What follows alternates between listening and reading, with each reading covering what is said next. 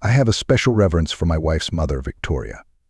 She gave birth at 18, and by 30 she was married, but the marriage was short-lived. 3 years later, she divorced on her own initiative. According to Victoria's stories, she changed partners often, almost annually. Her life stories are full of colorful episodes reflecting her independence and bold choices.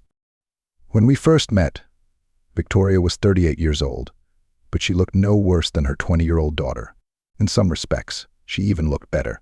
She dressed brightly, often wearing shorts and blouses that emphasized her vibrant personality.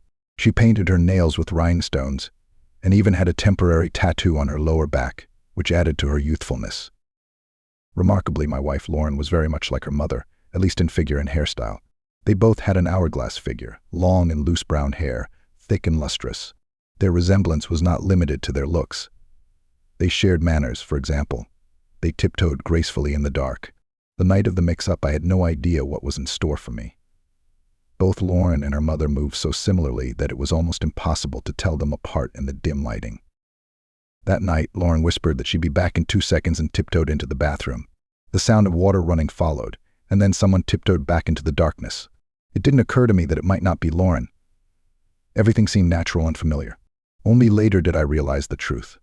As the man was leaving, she said, "I love you," and that voice was not my wife's. The realization struck me like a lightning strike. I was shocked and deeply ashamed. Even during the day, Victoria had seemed to me the epitome of dignity and intelligence, despite her youthful quirks and flamboyant style. Victoria always kept within the bounds of propriety, making it clear that she would not tolerate inappropriate language, obscene gestures, or rudeness. Her sharp mind and commanding presence often set the tone in any room she entered.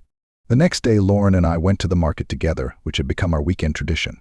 We bought groceries, including fresh produce and spices, and returned home to prepare a meal. Cooking together has always brought us closer together, and this day was no exception.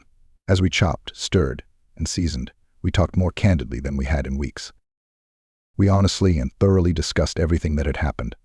Touching on the subject wasn't easy, but once we started, it became clear that clearing up the misunderstanding was simply necessary. We discussed our feelings, shared our opinions, and went over every detail thoroughly. By the end of the conversation, we came to a mutual agreement to ensure that this kind of confusion would never happen again. The clarity and the feeling that we were on the same page brought relief. Eventually, we reached a mutual understanding and harmony in our life together. This was a major turning point not only for Lauren and I, but also for our relationship with Victoria. We agreed to set clearer boundaries and communicate more openly going forward. I was optimistic that these changes would lead to more peace and happiness in our family. Only time will tell how things will unfold, but I have not given up hope that the steps we have taken will bring lasting positivity. Life is a journey, and every experience, no matter how unexpected, is an opportunity to grow closer and stronger as a family.